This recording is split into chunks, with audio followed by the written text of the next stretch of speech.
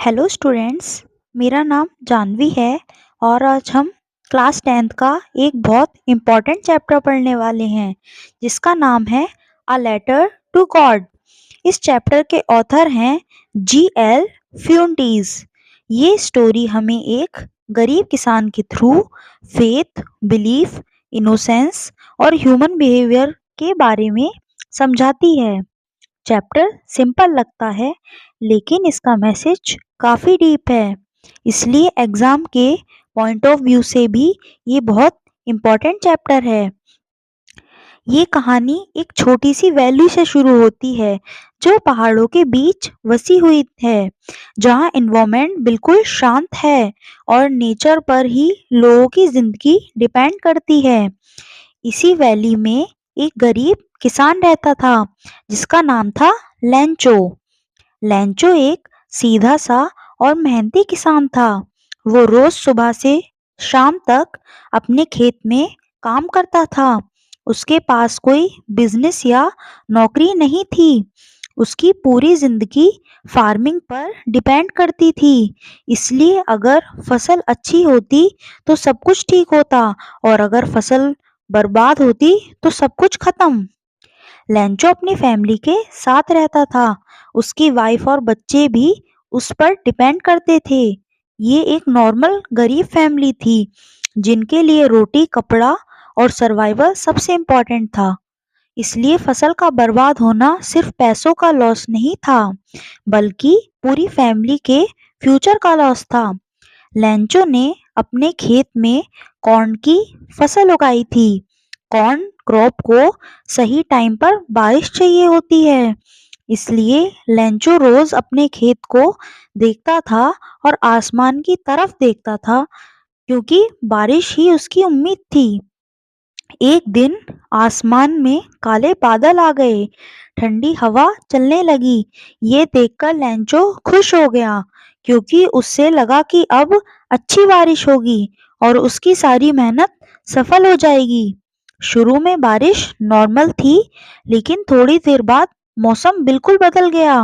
बारिश के साथ बर्फ के गोले गिरने लगे जिसे हेल स्टॉर्म कहते हैं। ये हेल स्टॉर्म बहुत डेंजरस होता है क्योंकि ये फसल को कंप्लीटली डिस्ट्रॉय कर देता है। लगभग 1 घंटे के अंदर पूरी कॉर्न क्रॉप बर्बाद हो गई। पत्ते टूट गए, दाने गिर गए और खेत ऐसा लग रहा था जैसे उस पे नमक गिरा दिया हो। अब लेंचो के पास न खाना बचा था, न बेचने का कुछ। लेंचो ये सब देखकर बहुत दुखी हो गया। उसकी सारी उम्मीदें टूट गईं। लेकिन एक बात इम्पोर्टेंट है, इस मुश्किल सिचुएशन में भी उसका भगवान पर भरोसा कम नहीं हुआ। लेंचो को पूरा विश्वास था कि गॉड सब कुछ देख रहे हैं और वो जरूर मदद करेंगे। इसलिए उसने एक कागज उठाया और गॉड को लेटर लिखने बैठ गया। ये उसका ब्लाइंड फेथ को क्लियरली दिखाता है। लेटर में लेंचो ने लिखा कि उसकी पूरी फैमिली की फसल बर्बाद हो चुकी है और उसे 100 पैसोस चाहिए।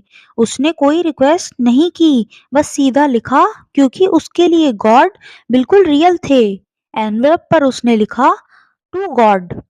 पोस्ट ऑफिस में जब पोस्टमैन ने ये लेटर पढ़ा तो पहले वो हंस पड़ा, लेकिन जब उसने लेटर ध्यान से पढ़ा तो उसे लेंचो की इनोसेंस समझ आई और उसे उस पर दया आ गई।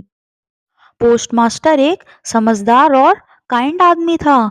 उसने सोचा कि अगर गॉड ने रिप्लाई नहीं दिया तो लेंचो का फेथ टूट जाएगा। इसलिए उसने डिसाइड किया कि वो खुद मदद करेंगे। पोस्टमास्टर और बाकी पोस्ट ऑफिस एम्प्लॉयज ने मिलकर पैसे जमा किए। सबने अपनी सैलरी से थोड़े थोड़े पैसे दिए, लेकिन सिर्फ टोटल 70 पैसों ही कलेक्ट हो पाए। उन पैसों को एक एनवलप में डाल दिया गया और उस पर गॉड के नाम से साइन किया गया। जब लेंचो को लेटर मिला तो उसने बिल्कुल शांति से एनवलप खोला। लेंचो ने पैसे गिने, वो बिल्कुल भी सरप्राइज नहीं हुआ। उसने बस इतना कहा कि गॉड ने 30 पैसोस कम भेजे हैं। उससे बिल्कुल डाउट नहीं हुआ कि गॉड गलत हो सकते हैं। लेंचो ने दोबारा गॉड को लेटर लिखा और बाकी के 30 पेसोस मांगे, लेकिन साथ में ये भी लिखा कि पोस्ट ऑफिस के लोग चोर हैं। यहीं पर कहानी खत्म हो जाती है और हमें ब्लाइंड फेथ और आयरनी का मैसेज मिलता है।